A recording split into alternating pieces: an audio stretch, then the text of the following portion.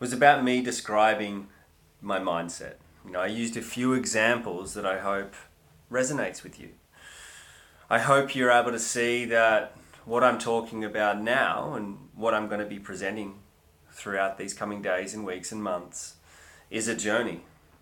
Because where you are, despite you possibly feeling that your circumstances cannot change, despite you feeling that you are stuck, despite you feeling unhappy, that doesn't need to stay that way.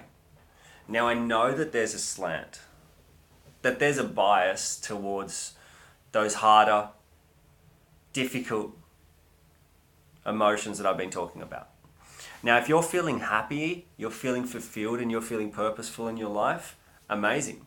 What you need to be able to do is focus more on why you're feeling that way. Now, often, like I've started to do, we narrow in on the times when things become overwhelming, that we're anxious and our mood's low, that we're not happy in a relationship, that we are going through an illness, that we're grieving for the loss of someone. These are the things that stay with us. Now, I can tell you from my own experiences that when I was faced with cancer, yes, there was an element of that. But also what I was doing was trying to look at these other areas of life and try to double down on that. Try to double down on what are these other things, these other components of life of what we want to be more present and we want to surface much more in our lives. And it's hard to be able to do that when we feel stuck. But maybe that's about our software. And what I mean by that is that where you are now is all you can be. And what you have is certain software, like your iPhone 10 at the moment. Is that how you see yourself? Or are you like the 5 that needs a few upgrades? And if you do, it's about thinking about what areas that you need to focus on to move you from where you are to where you could be. So my why was I want to be able to provide information that I could send back to myself. And if I can't do that, which is impossible, I want to speak to you. And for me to have that best impact, it's going to be important to hear what you want to hear from me as well. The other thing that I think is important for this first day is hearing a little bit about who I am. You know what my why is. My why is greater than myself. And that's not just a cliche. I wake up every day, and I have done for a long period of time, to be able to do something for others rather than focusing on something for myself. Now, at the same time, I'm very focused on where I want to go and what is occurring in my life and the goals that I have to succeed in my business, the goals that I have to succeed in my health, the goals that I have for my wife and for my family, for my friends and my community. All that is always at the forefront of my thinking. But it's not about me. And I don't think it can be about me always. Like, I'm central to it. But it's for others. And this isn't just speaking to the guys out there, but it's being able to work for a long period of time without having a break. Being able to sacrifice things in life. Where at the moment, I'm in London, I'm not with my fiance, I'm not with family, I'm over here. And I'm sacrificing that for the future. That's not about me. That's about my kids in the future. That's about my wife. And that's about me placing myself in a situation where people will be able to listen and people will be able to learn and we'll be able to go on this journey together. So that's my why, and that's what I'm about. Who I am. It's interesting. It's something that I ask of so many people that I work with for them to be able to describe who they are. Because our identity is key. Our identity is what we are. And so our identity is how we see ourselves and how the world sees us. And it's whether we know our own identity or not. But what I think makes our identity is our name. And mine is Chad. It's where I'm from. which is a part of Australia. I'm from Sydney, Australia. And it's your interests, passions, and that has been clearly explained through my purpose. Maybe life's a little bit too serious. Maybe I need to lighten the load a little bit, have more joy in my life, laugh, because that's what life was, and that's what life can be. But I find for myself, life can be very serious, as this conversation shows. But me, Chad, from Sydney, Australia, someone who's passionate about making life better for others. And that firstly means about having time to focus on making life better for me, so that then I can support others to be better in their lives and equip them to be able to handle and manage circumstances that move them from where they are to where they could be. But that's not all. I love my fiance, I love my food, I love my yoga, I love my surfing, I love my mates, I love having a beer. I love difficult conversations. I quite enjoy this awkwardness that I'm feeling at the moment, because it's a challenge and it's something I was like, oh no, how am I going to get on there? What are people going to perceive me as? What am I going to say? How am I going to come across? All that is what I'm linking to, it's in terms of my identity. But I want to go to that point because I know that I'm only going to get better, and my message and what I'm trying to deliver is going to be refined, and people are going to respond better once I go to this difficult place where I can sit here, I can be composed, I can be natural and normal and just have a conversation with you. So what am I about? I'm about trying to find and seek out challenges. I'm trying to find ways to improve myself, and from what has occurred from me, it ultimately means that at times I need to put myself in uncomfortable and difficult situations, and I'm willing to sacrifice the present for the future. Key point on that though, how much do you want to sacrifice? We don't know how long life is going to be. For me, my life changed in a matter of seconds, so my identity comes back to that time when I was in London. I'm back in London at the moment, and it's a strange city to be in at times for me because of the history that I had here, the history that I came here as, the history that I have from when I came here.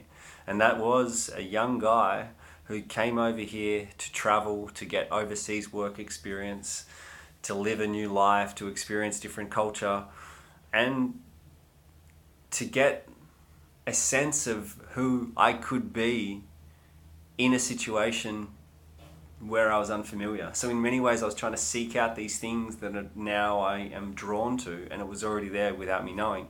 But the biggest change and the biggest difficulty at times with this city is what occurred to me when I was diagnosed with a stage 4 terminal cancer. And that means that life changes. So the perspective and the shell that I can have, and this hard sense of reality that is probably coming across now, and I need to chill out a lot more, that is all from these circumstances. And it's a continual balance for me in trying to get more joy, trying to get more happiness, and combining that with this vision and this purpose that I have to make things better. And if I'm trying to make things better for you, and I'm trying to make things better for others, well, at times there's a sacrifice on myself. But I need to be able to manage that time. Like, life is a seesaw, right? Anything. Think about your relationship. Think about your satisfaction at work. Think about your health. We need it to be in a state of equilibrium. We need it to be like a seesaw. And once it tips in a certain direction, we need to rebalance that out. And if it stays like that for too long, something occurs. For me, I got diagnosed with a cancer that was going to take my life away as a 29-year-old. Life was out of whack. Now, I've brought it back. I've brought it back to a state where I'm happy. But as I say, I need more of that in my life. Very long-winded way of talking what I'm about, but you get a sense of who I am, where I'm from, what some of the things, what are these, what's my DNA, what's the fabrics of who I now am. I'm the youngest of 3 boys, 3 brothers, got awesome parents, and I'm very happy to be able to be in many people's lives. And I think the other thing which I take a lot of pride on in terms of this identity is what I was before I had cancer, because there was already elements of knowing what I wanted to do with my life, and now I have a vehicle to be able to do that. It was almost like cancer gave me this opportunity to actually face up to the reality that shit needed to change. No longer was I going to wake up in the morning and go, damn, I wish I didn't do that, or why did I do this, or be down on myself. That was like, time is running out. Like, have you heard about these people at the moment, and they've got like this countdown on their desk? So they've predicted how long they're going to be alive, and then they've got a countdown for how long they're going to be here. And that's a continuous reminder of them that time is precious, I would imagine. And that also there is an endpoint which is coming, and whether that then forces you to live a different life. Now, for me, like that, it changed. And it wasn't about when someone says something. Like, I've said this before. It wasn't that at all. It was how it was said. And it was the eyes, it was the company, and it was exactly what I learned at university, where communication is much more than talking. It was everything that showed to me in that circumstance. There was a sound, the atmosphere that was created by this anticipation of what they had to say. And in those circumstances, which I'm sure some of you are familiar with, just think about some of those circumstances now. You're at hospital, wedding, funeral, birth, like these difficult situations that you've had in your life, or these super amazing ones like a wedding. But these times where there's much more communicated in this moment than what's just coming out of, the verbal communication. And it was in that moment that she looked at me that I was like, that, where you try to hold on to emotion, and there's this fragility that you recognize and connect with for the first time. And it's in that moment where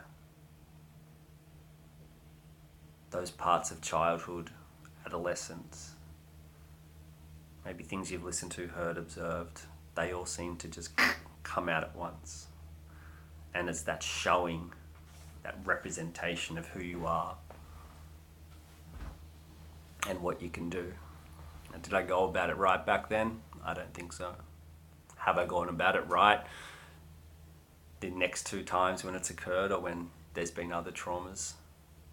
Probably not. But is there a right way? I don't know.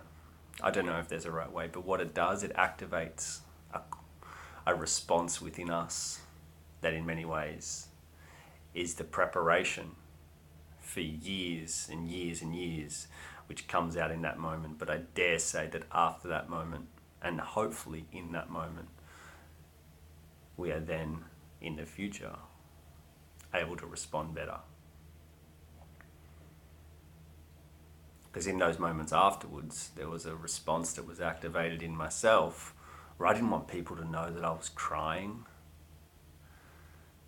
But what am I thinking? I've just been told virtually that I'm going to die.